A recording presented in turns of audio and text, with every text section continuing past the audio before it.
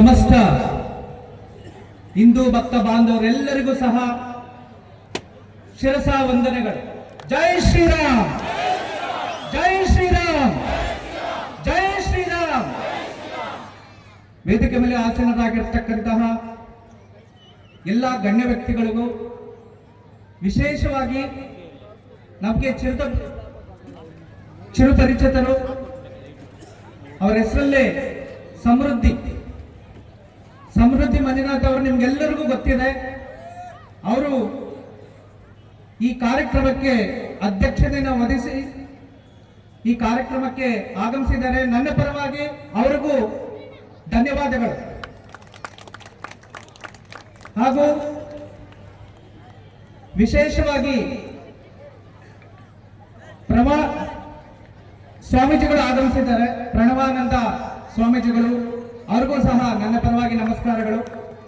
ಹಾಗೂ ವೆಂಕಟೇಶ್ ಆಚಾರ್ಯರು ಅವರು ಈ ಕಾರ್ಯಕ್ರಮಕ್ಕೆ ಆಗಮಿಸಿದ್ದಾರೆ. ನನ್ನ ಪರವಾಗಿ ಅವರಿಗೂ ಸಹ ಈ ಕಾರ್ಯಕ್ರಮಕ್ಕೆ ನಮ್ಮ ಎಲ್ಲರಿಗೂ ಸಹ ಉತ್ಸಾಹವನ್ನು ಕೊಟ್ಟು ಮತ್ತಷ್ಟು ಹುಮ್ಮಸ್ಸು ಕೊಟ್ಟು ಈ ಹಿಂದೂ ಸಮಾಜ ಸೇವೆಗೆ ಅವರು ಸಾಕಷ್ಟು ಶ್ರಮವನ್ನು ವಹಿಸಿ ಹಿಂದೂ ಸಮಾಜ ಸೇವೆಯನ್ನ ಪೂರ್ತಿ ಪ್ರಮಾಣವಾಗಿ ಅವರು ಎಷ್ಟೋ ಒಂದು ಸಾಹಿತ್ಯ ರೂಪದಲ್ಲಿ ನಮಗೆ ಕೊಡ್ತಾ ಇದ್ದಾರೆ.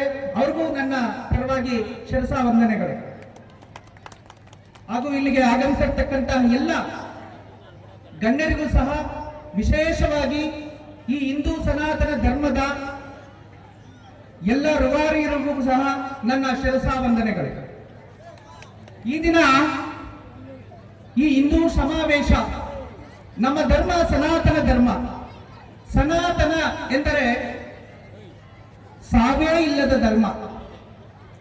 ಸನಾತನ, ಇದಕ್ಕೆ ಆದಿಯೂ ಇಲ್ಲ, ಅಂತ್ಯವೂ ಇಲ್ಲ. ಅಂತಹ ಧರ್ಮ ಸನಾತನ ಧರ್ಮ.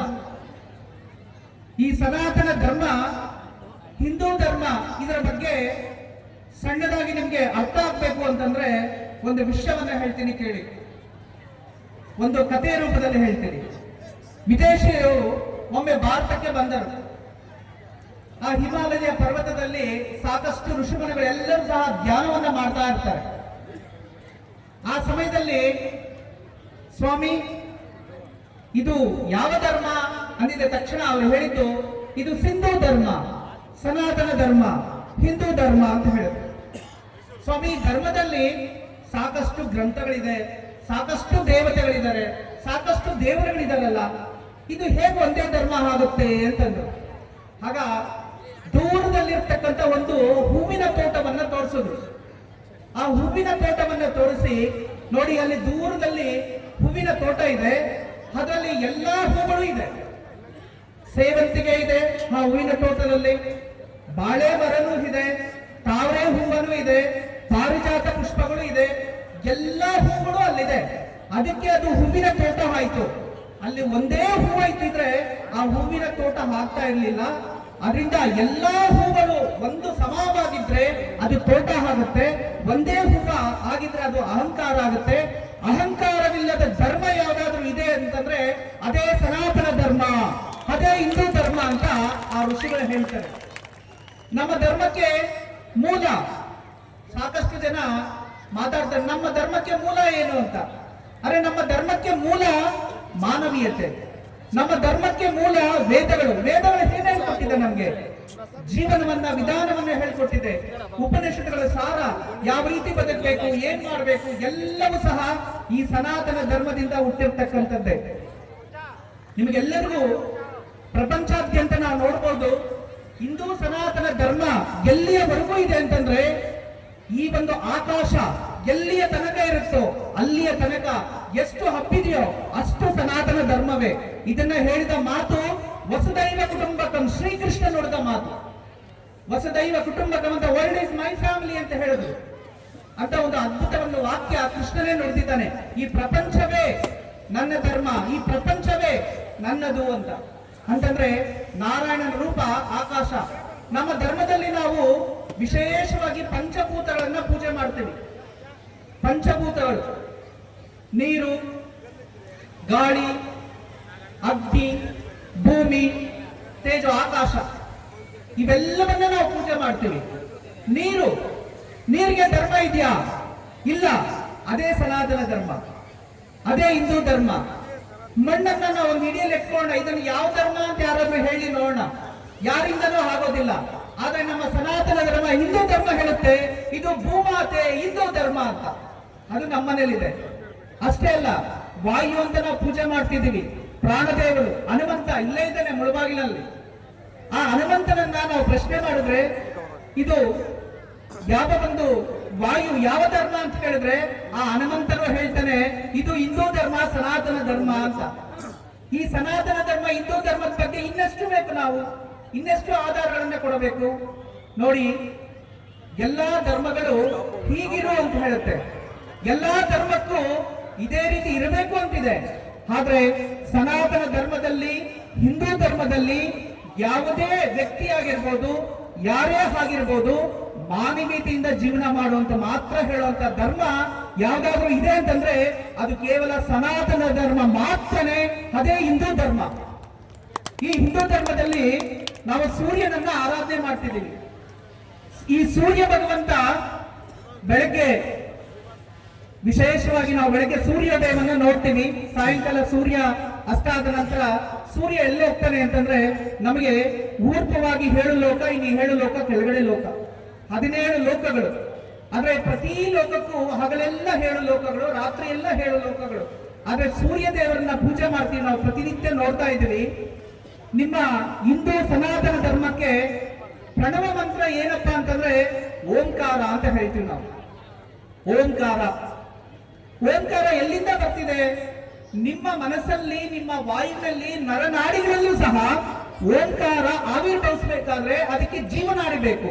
ಆ ಜೀವನಾಡಿ ಯಾವುದು ಅಂತಂದ್ರೆ ಈಗಿನ ವಿಜ್ಞಾನಿಗಳೇ ಹೇಳ್ತಿದ್ದಾರೆ, ಅದಕ್ಕೆ ಜೀವನಾಡಿ ಯಾವುದು ಅಂತಂದ್ರೆ ಸೂರ್ಯನಾರಾಯಣ ಅಂತ. ಆ ಸೂರ್ಯನಿಂದ, ರಶ್ಮಿಗಳಿಂದ ಬರ್ತಕ್ಕಂತಹ ವೇಗದಲ್ಲಿ ಒಂದು ಶಬ್ದ ಬರುತ್ತೆ.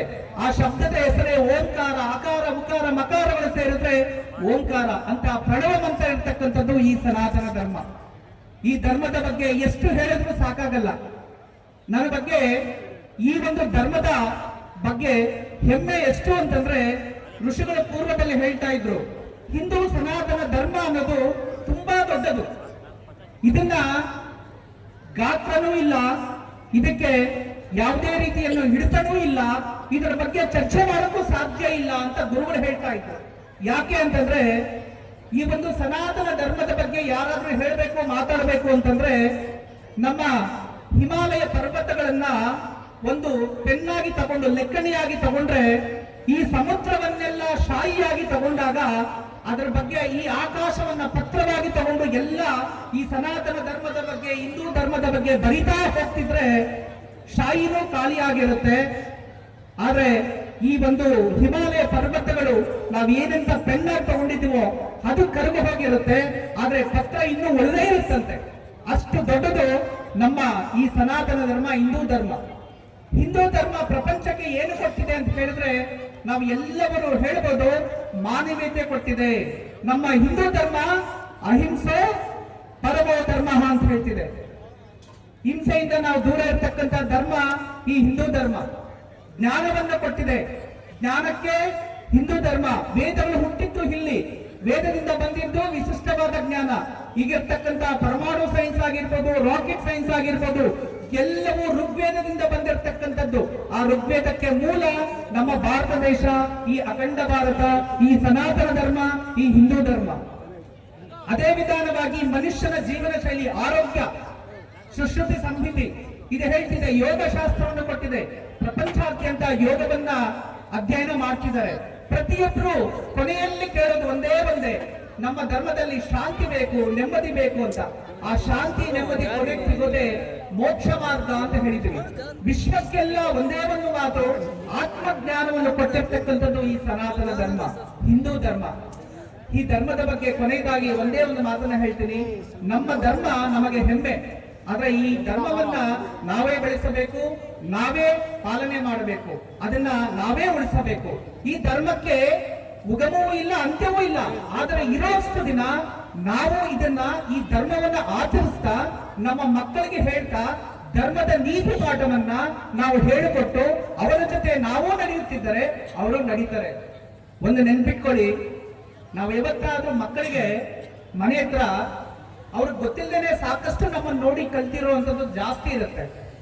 ನಾವು ಯಾವತ್ತಾದ್ರೂ ದೇವಸ್ಥಾನಕ್ಕೆ ಒಳಗಡೆ ಹೋದಾಗ ಚಪ್ಪಲಿಗಳನ್ನ ಹೊರಗಡೆ ಬಿಟ್ಟು ಒಳಗಡೆ ಹೋಗ್ಬೇಕು ಅಂತ ನೀವು ಯಾವತ್ತೂ ನಿಮ್ಮ ಮಕ್ಕಳಿಗೆ ಹೇಳಿರೋದಿಲ್ಲ. ಅವ್ರು ನೋಡೇ ಮಾಡಿರ್ತಾರೆ ಅದನ್ನ. ಯಾಕಂದ್ರೆ ನಾವಲ್ಲಿ ಬಿಟ್ಟು ಹೋಗ್ತಿದ್ದೀವಿ, ಅವರು ಬಿಟ್ಟು ಹೋಗ್ತಿದ್ದಾರೆ, ಯಾವತ್ತೂ ಹೇಳಿಲ್ಲ. ಮನೆ ಒಂದ ಒಳಗಡೆ ಬರ್ಬೇಕಾದ್ರೆ ನಾವು ಹೊರಗಡೆ ಈ ರೀತಿ ಚಪ್ಪಲಿಗಳನ್ನ ಬಿಟ್ಟು ಮನೆ ಒಳಗಡೆ ಬರಬೇಕು ಅಂತ ನಾವು ಯಾವತ್ತೂ ಹೇಳಲ್ಲ. ನಮ್ಮನ್ನ ನೋಡಿ ಅವ್ರು ಕಲಿತಾರೆ. ಅದೇ ರೀತಿ ನಮ್ಮನ್ನ ನೋಡಿ ಕಲಿಯುವಂತ ಮಕ್ಕಳಿಗೆ ನಾವು ಧರ್ಮ ನೀತಿ ಪಾಠ ಹೇಳ್ಕೊಡಾಗಿಲ್ಲ. ನಾವು ಧರ್ಮವನ್ನ ಪಾಲನೆ ಮಾಡಿದ್ರೆ ಸಾಕು. ಆ ಧರ್ಮನೇ ಅವರನ್ನ ಕಾಪಾಡುತ್ತೆ. ಧರ್ಮೋ ರಕ್ಷತಿ ರಕ್ಷಿತಃ ಅಂತ ಹೇಳೋದು ಈ ಸನಾತನ ಧರ್ಮ, ಹಿಂದೂ ಧರ್ಮ.